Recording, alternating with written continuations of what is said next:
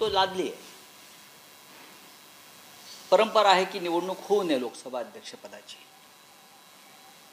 लोकसभा अध्यक्षपद हे मग कोणत्याही पक्षाचं राहत नाही, त्या पदावर बसतं. पण गेल्या 10 वर्षापासून भारतीय जनता पक्षाचे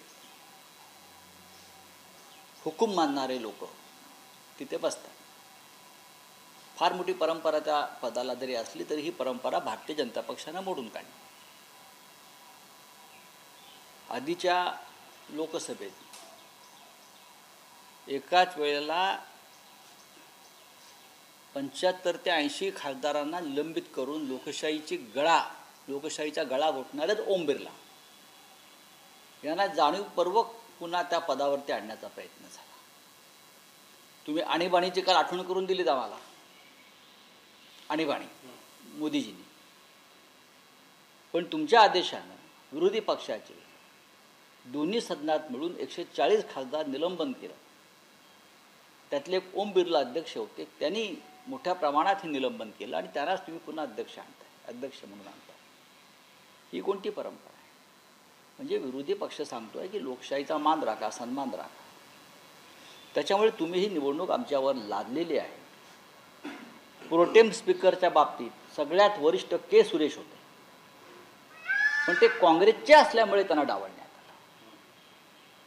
ही आणखीन एक लोकशाहीच्या दृष्टीने गंभीर गोष्ट आहे की के सुरेश हे सगळ्यात सिनियर सदस्य आहेत, तरी त्यांना डावलून त्यांच्या तुलनेत कनिष्ठ असलेल्या खासदाराला प्रोटेम स्पीकरची शपथ दिली. म्हणजे सुंब जळला तरी पीळ कायम आहे या लोकांची. इंडिया आघाडीची अशी भूमिका होती की आम्ही निवडणुकांचा फेरविचार करू, तुम्ही उपाध्यक्षपद देण्याचा शब्द द्या. उपाध्यक्षपद हे परंपरेनं विरोधी पक्षाला दिलं जातं आणि विरोधी पक्ष मजबूत आहे, मोठा आहे, 240चा विरोधी पक्ष आहे.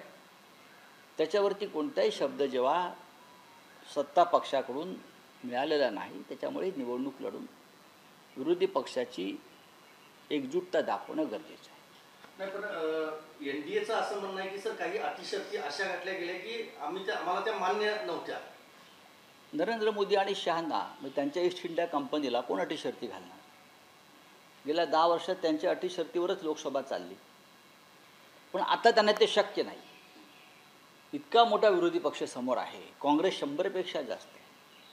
आता तर राहुल गांधी विरोधी पक्षनेते म्हणून समोर बसतात. त्याच्यामुळे रोज राहुल गांधींना रामराम करूनच शिष्टाचारानुसार मोदींना समोर बसावं लागेल. आणि संसदेचं अधिवेशन सुरू असताना मोदींना आता पळ काढता येणार नाही, कारण राहुल गांधी बसलेले आहे. तर अटी शर्ती वगैरे काय नाही. म्हणलं ना, सुंब जळलेला आहे, पीळ कायम, तो पीळसुद्धा उतरेल. अभिनंदन केलेलं आहे राहुलजींचं. होय, राहुल गांधींनी लोकसभेतले विरोधी पक्षनेतेपद स्वीकारलं. ही देशाच्या दृष्टीनं, लोकशाहीच्या दृष्टीनं अत्यंत शुभ संकेत आहेत असं मी मानतो आणि त्याबद्दल आम्ही सगळे राहुल गांधींचे आभारी आहोत. अरविंद केजरीवाल ईडी कस्टडीमध्ये असताना, तिहारमध्येच असताना सीबीआयने काल त्यांची चौकशी केली. आता त्यांना राहुल कोर्टात घेऊन तर असं आहे की PMLA कोर्टानं त्यांना जामीन दिलेला आहे. अशा वेळेला ज्या पद्धतीनं सरकारने दबावतंत्राचा वापर करून हायकोर्टातून जामीन रद्द करून घेतला आणि सुप्रीम कोर्टात त्यांना जामीन मिळेल, बरं का, ही खात्री असल्यामुळे त्यांना CBIने दुसऱ्या प्रकरणात अडकवलं. यालाच आम्ही हुकुमशाही म्हणतो. महाराष्ट्रातील सर्व बातम्यांचे विश्वासार्ह व्यासपीठ, सकाळच्या सर्व सोशल मीडिया प्लॅटफॉर्मला लाईक, फॉलो आणि सबस्क्राईब करा. तसंच सर्व नोटिफिकेशनसाठी बेल आयकॉन प्रेस करायला विसरू नका.